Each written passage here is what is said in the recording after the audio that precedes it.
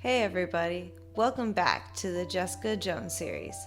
My name is Jen and this is part 2 of Purple Daughter. Last time in our story, we found out that there have been a string of crimes that have the Purple Man's name all over it. Her daughter, Danielle, has also turned to a shade of purple. With her mind a wreck and her life in shambles, Jessica jumps on the case. With the help of Captain Marvel, the Purple Man's daughter, Kara, believes that she is on the right track to closing this case. However, when her last lead comes up as a dead end, she is all out of options and has no choice but to look for more help elsewhere.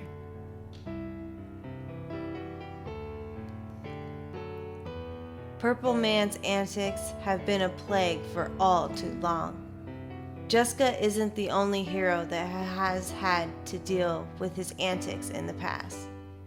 Daredevil, Defender's teammate, and even though they would never say, friend, has also had numerous interactions with the man. As Jessica and Daredevil talk on the rooftop, he tells her about his last interaction he had with the man in San Francisco. As Daredevil puts it, when you're face to face with someone who can manipulate your mind, so much of it comes down to you knowing yourself and your own will. But he believes in Jessica. She has won before, and she can win again. Back at her apartment, Jessica reads her daughter a bedtime story. It takes everything within her to keep her tears back. At the moment, she doesn't know whose child Danielle is. 2 days ago, she was certain that she was Luke's. But now, she can't say for sure, and it's killing her. Maybe she was being controlled and forgot she was with Kilgrave. Maybe she was being controlled when she was with Luke. Maybe it was a third person. She must find out and close this case once and for all. She has a brief conversation with Luke and Danny Rand, the Iron Fist, on what she knows so far. As Luke demands that Jessica let him help her, she tells him that she feels a lot more comfortable knowing that Power Man and Iron Fist are watching over her daughter. For now, she has a favor to call in. Emma Frost was formerly the White Queen and is now the Black King. Normally, Jessica does not associate with X-Men well enough to team up with one. However, Emma owes her. After a quick back and forth, Emma places a package on Jessica's desk. She warns Jess on the apparent danger of the device. This is not a toy. Hopefully, she doesn't intend on using it on her daughter. With that, she leaves Jessica to go back to her work. Jessica thanks her as she leaves and thinks to herself that Emma has on a ridiculous outfit. But she can't help to admit Emma's got a nice rack. Later, after Jessica spent some time tracking down leads, Jessica gets a text from Kara to meet her at 62 Norfolk. As Jessica makes a cut through Seaward Park, she is attacked by the very person who sent her the text. As Kara slams a wooden board on the back of Jessica's head, Jessica collapses in pain. Kara takes the chance to grab Jessica from behind in a chokehold in order to stab her with a syringe filled with a glowing purple liquid. As Jessica gathers herself, she flips her attacker over her and throws her by her arm. Unfortunately, Jessica used too much power when she grabbed Kara and realized that she broke her arm. Kara didn't make a sound. She gets to her feet in order to approach Jessica once again, and that's when Jessica notices Kara's glowing purple eyes. She is being controlled, and at the end of the day, there is only one way that Jessica knows how to deal with these things. She hits Kara with an uppercut and knocks her out cold. As she examines the syringe, she thinks to herself, "What fresh hell is this?" Moving on with her journey, she moves forward to 62 Norfolk, where she is greeted by the purple children. This must be where Kilgrave is. She has never seen the purple children face to face, but to be honest, she thinks they're kind of creepy. They tell Jessica that they themselves are no friends or fans of Kilgrave, but Jessica cannot go inside. They are not bad guys, and they try to explain to Jessica that this is for her own good. She may be stronger than the group combined, but that does nothing for her if they can manipulate her every action. Well, they could if Jessica didn't have backup.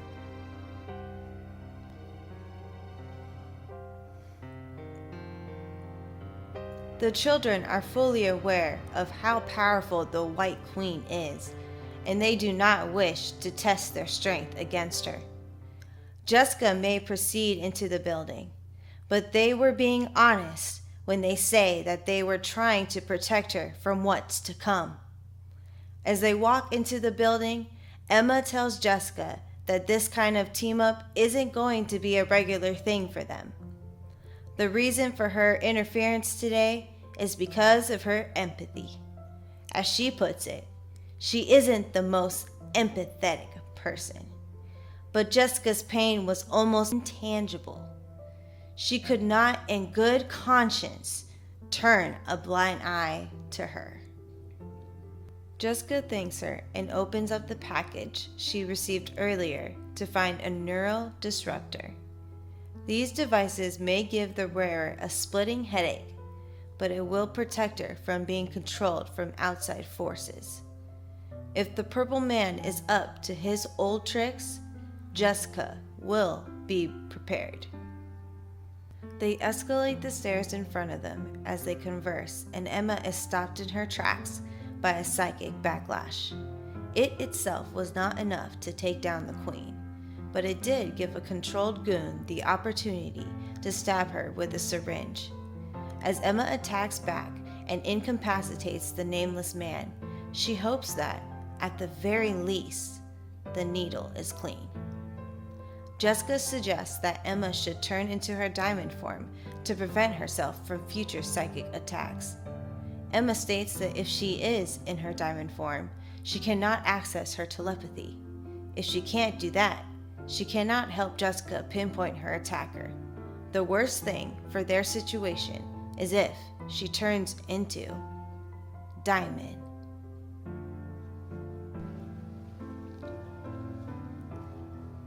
Emma's skin starts to shine silver and her eyes glow purple. Jessica already knows that this is bad news. As she tries to reason with Emma, Emma strikes. Jessica is flown back against the stair rail and breaks it as she collapses. She has to think quickly. She picks up a piece of broken wood and tries to attack back, but it isn't enough to break through Emma's skin. Luckily for Jess, Emma is still able to gain an ounce of control. As she struggles to turn herself back into her normal form, she tells Jessica that she has 3 seconds to attack while she still can. Jessica takes advantage of the assist and hits Emma with a lunging left strike that knocks her out cold. Jessica takes some time to apologize to Emma's unconscious body and thanks her for her sacrifice before she moves on. Moving on can sometimes mean for the worse. As Jessica makes her way through the corridors, she is attacked by a slew of nameless, non-powered civilians. She really hates fights like these. She has to be very careful not to break any bones or cause any internal damage. Besides just letting loose and fighting, it's like calculating every strike. It reminds her of doing math, and she hates math. After a couple of waves of attacks, Jessica drops the whole nice guy routine and starts fighting dirty. As long as she doesn't kill anyone, she believes that she'll be able to sleep tonight. As Jessica finishes up with the last of the goons, she is attacked once again. This time, she looks up at the face of her husband, Luke Cage, and his glowing purple eyes. If the situation was bad before, it just got worse. Luke has skin as tough as steel. She may have gotten off easy with Emma, but there is nothing that she can do to avoid this fight now. As she is hit in the chin by Luke, she is sent flying against the wall. He didn't fully connect his punch, but she claims that it is still one of the hardest hits she's ever encountered. She must think quickly. She must be smarter. She rushes back to Luke, tackling him and leading him into a narrow hallway. He may be stronger, but in a smaller confined space, she will have the advantage. She uses her speed to get the advantage. She lands a flying elbow on top of Luke's head and immediately recoils in pain. This may have hurt her more than him. Next plan, Jessica grabs Luke from behind into a chokehold. As he tries to escape, he slams her body on the wall behind them, creating craters in the building. Unfortunately for him, in his current situation, the oxygen can't officially make it to his brain. It doesn't matter how strong he is, the lack of oxygen will make anyone pass out. As his body collapses to the floor, Jessica's eyes fill with tears, fueled by rage and pain. As she puts it, it's time to face the final boss, Kilgrave.